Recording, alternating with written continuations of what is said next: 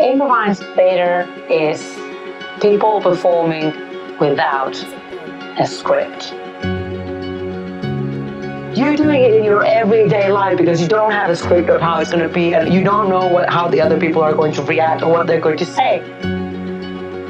But then when you want to bring it on stage or into scenic work, there are more things that you can do in order to support the story that you are creating. My name is Kaisa Kokko-Palmer. My previous occupation is primary school teacher. My name is Sara Palmer. Before, I managed a store in the US. Nowadays, we run an improv school together. I was quite scared in the beginning of my improv career because I wanted to be perfect.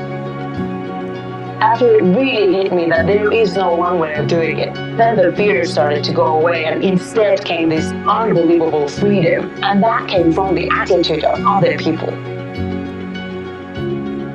When I first started improv, and it was this idea of trying to say yes to more things, and then you start to find yourself actually doing that out in the world. So we were living in the US, and within 1 month, we moved to Finland. We got our wedding, and we started an improv school.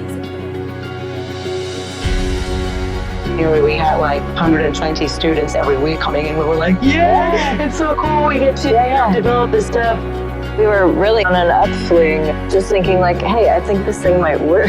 And then the record just scratched. We were at home and got the news, and we don't want to be the reason that someone gets sick. That was the decision that needed to be made quite quickly, like within hours. Yeah. The idea of improv helps in those ways of just the not knowing. Yeah. Challenging yourself to step into that fog and not really know what's going to happen next. Thursday was the day when everything went, and the next week I don't think we held any classes, but the week after that we continued all of our classes online. I think that we were also quite quick about the fact that we were like, okay, we're going to adapt to this, which I think that is an okay thing to do from an improv school. Yeah.